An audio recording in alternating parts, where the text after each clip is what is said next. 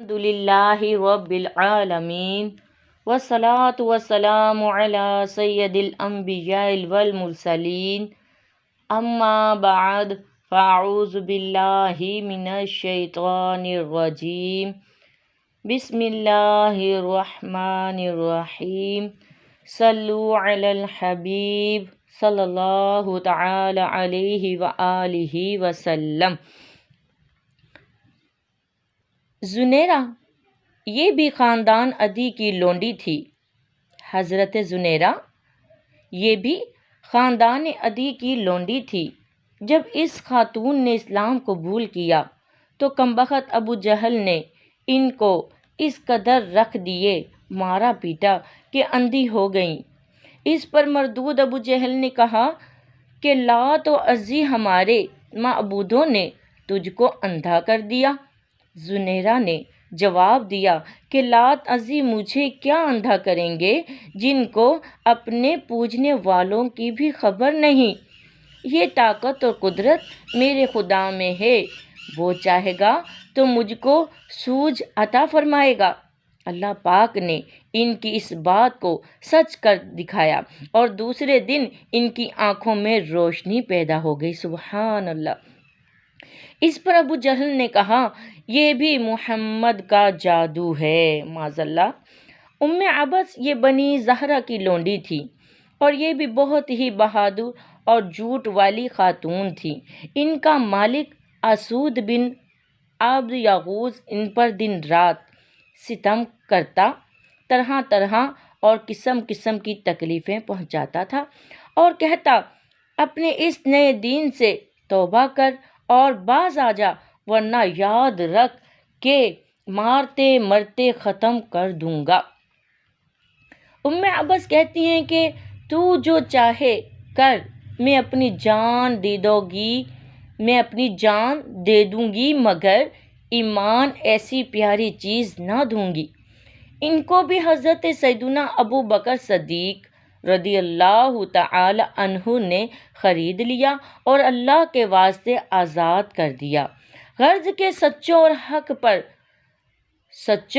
حق پرستوں نے ایسا کون سا ظلم و ستم تھا جو نہ سہا، اور وہ کون سی جور و جفا تھی جو ان پر نہیں کی گئی، مگر یہ سب لوگ اسلام و ایمان اور قبول حق پر قائم اور برقرار رہے اور اپنے اس نمونے سے یہ سبق اور مثال چھوڑ گئے کہ ہم بھی رنج و غم اور تکلیفوں اور دکھوں اور خوف و ڈر کے باوجود اپنے ایمان اور اسلام پر جمے رہیں اور ہرگز ہرگز نہ چھوڑیں۔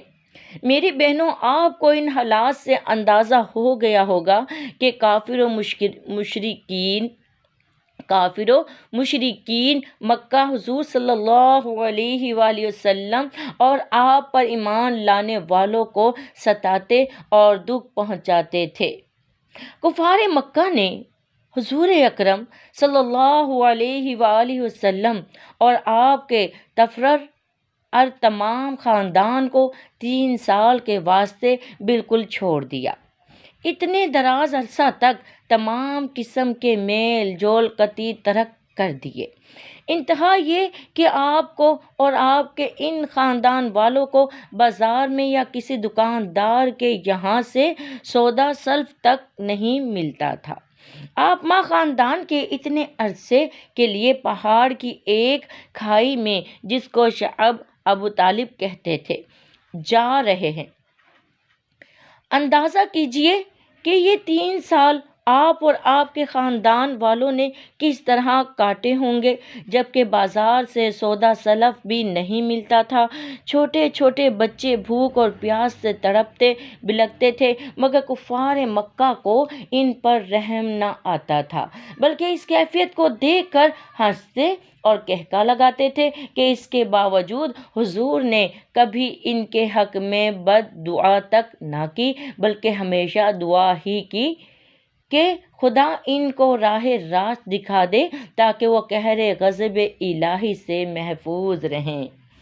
ایک دن حضور صلی اللہ علیہ وسلم کہیں سے تشریف لا رہے تھے کہ ابو جہل آ گیا اور اپنی شقاوت کا مظاہرہ کرتے ہوئے سر اقدس پر اس قدر زور سے مارا کہ سر مقدس پھٹ گیا اور خون بہنے لگا۔ اسی حالت میں آپ نے اپنے گھر تشریف لے گئے۔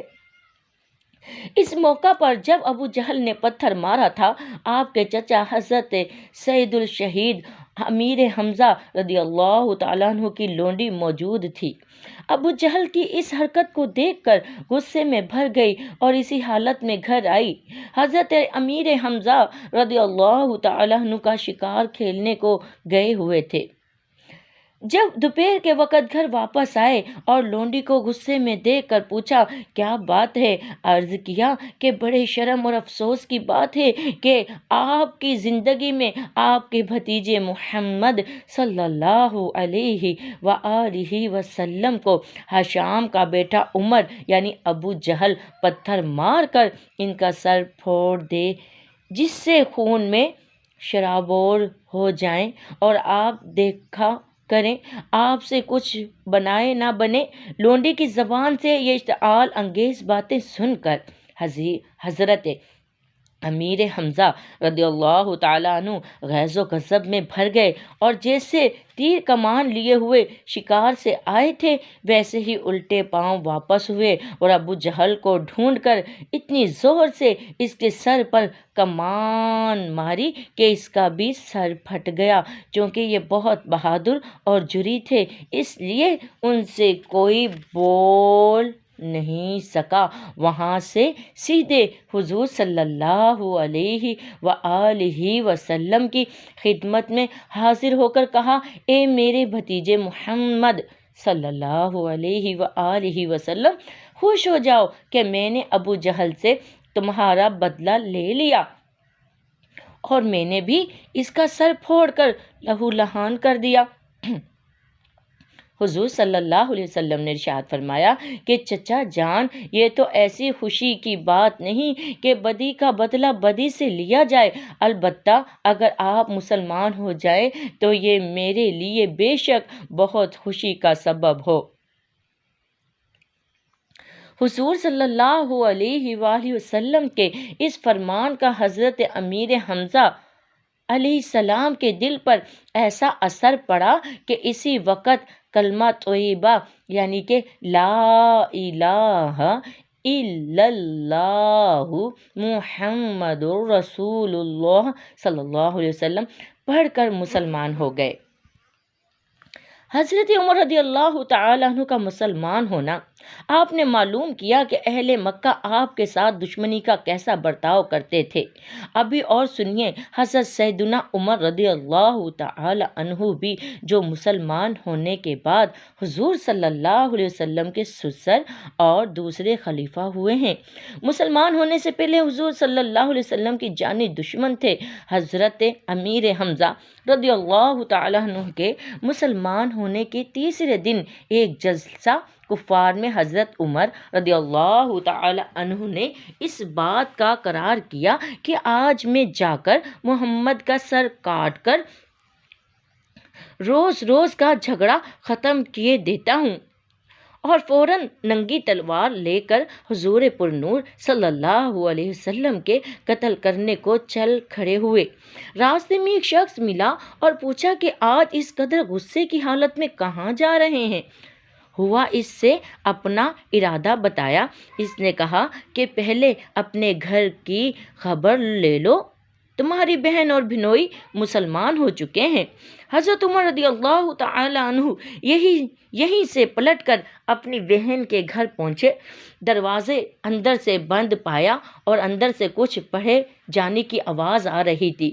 چونکہ انہی دنوں میں قرآن پاک کی سورہ طٰہٰ یا باختلاف روایات سورہ حدید نازل ہوئی تھی، وہی حضرت حباب رضی اللہ تعالیٰ عنہ پڑھ رہے تھے۔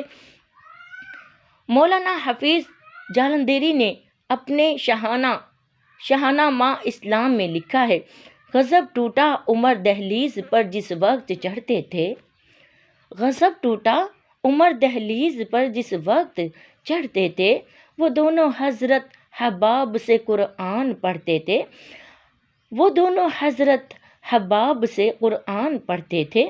حضرت عمر رضی اللہ تعالی عنہ نے آواز دی کہ دروازہ کھولو۔ آواز پہچان کر حضرت حباب رضی اللہ تعالی عنہ مارے ڈر کے مکان کے اندر ایک کونے میں چھپ گئے۔ بہنوئی نے دروازہ کھولا تو عمر داخل ہوئے، اب گھر کے اندر سخت غصے میں۔ سنی آہٹ تو فوراً چھپ گئے حباب کونے میں۔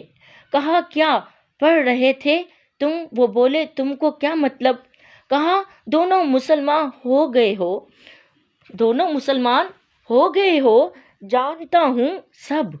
اس کے بعد حضرت عمر اپنے بہنوئی پر پل پڑے اور مارنے لگے۔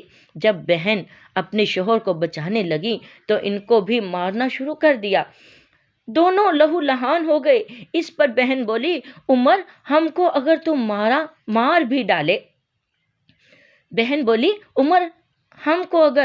مار بھی ڈالے شکنجوں میں دبائے بوٹیاں کتوں سے نچوا لے، مگر ہم اپنے دین حق سے ہرگز پھر نہیں سکتے۔